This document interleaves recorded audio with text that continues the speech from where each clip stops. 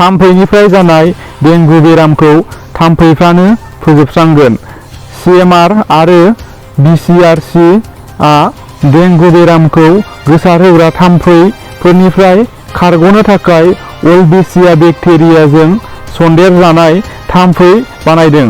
पान्जाबनि गिबि मन्थ्रि भागवत मानआ दिनै मोनसे फिसा सेरेमनिनि गेजेरजों हाबा जागोन।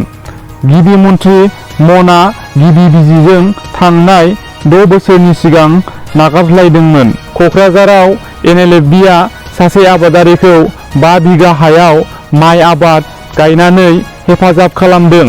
खौरां मोननाय बायदिब्ला NLFB-नि गाहाय नेहाथारि एन पानजारीनि दैदेननायाव बे हाबाफारिखौ लादों।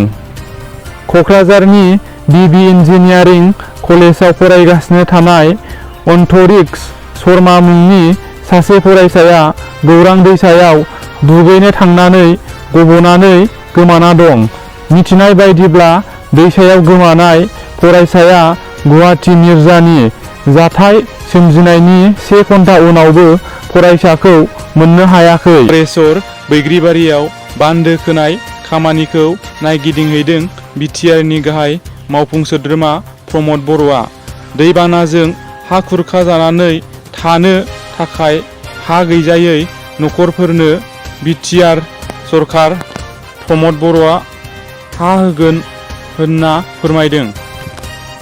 2021-22 सिजननि इन्डियान सुपार लिग ISL-नि फाइनालाव गल होनानै हानजाखौ देरहासार खालामनाय बर'नि हाथरखि फुटबलार हलिचरन नार्जारिया हायद्राबाद FC-जों फैगौ 2022-23 सिजननि ISL-आव गेलेनो गोबां धोनजों गोरोबथा जाफिनबाय।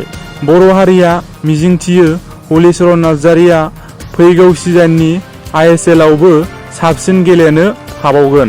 सोलोंथाइ बिफाननि गेदेर थांखि खौरांगिरि हाबा मावग्रा फोरोंगिरिखौ सासपेन्ड।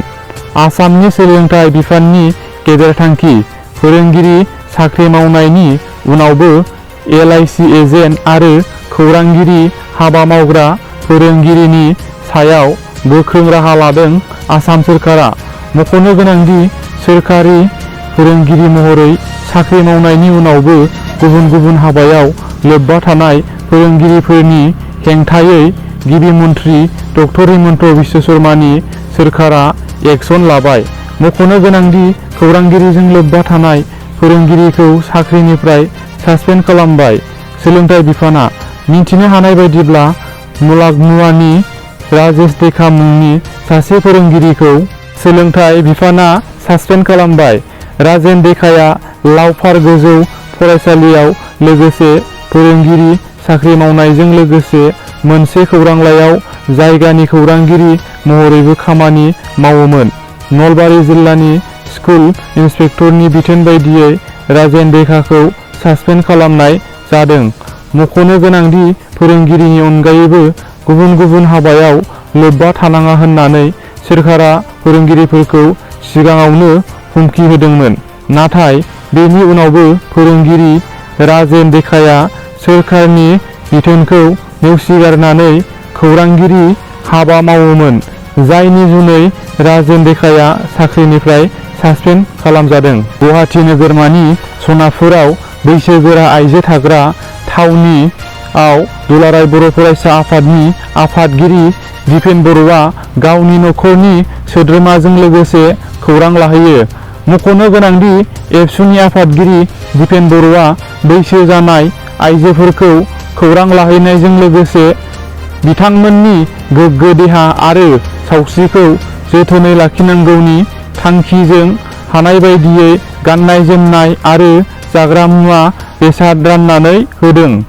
बैसो जानाय समाव सावस्रिखौ जोथोन लाखिनाया जोबोर गोनांथार, लोगोसे गावनि गोसोआरि थासारिखौ मोजां लाखिनो गोनां होननानैबो मिरु दुलाराय बर' फरायसा आफादनि आफादगिरि दिपेन बर' बिथाङा बुङो।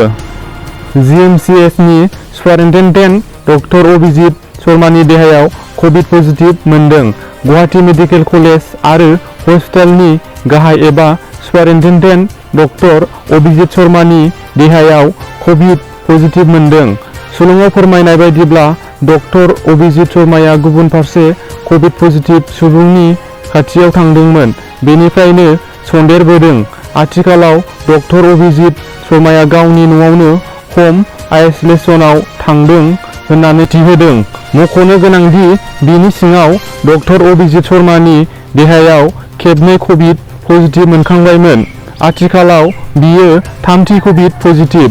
ओजोंहाय दैबानानि उनाव दुलाराय आसामावनो कलेरा एबा मारखि बेराम, जापानिज एनकेफेलाइटिस लोमजानायनि अनगायैबो कभिड पजिटिभ केसआबो हरखाबै बांफिननो हमनाया गमामायैनो गोबांखौनो जिंगायाव खोख्लैदों।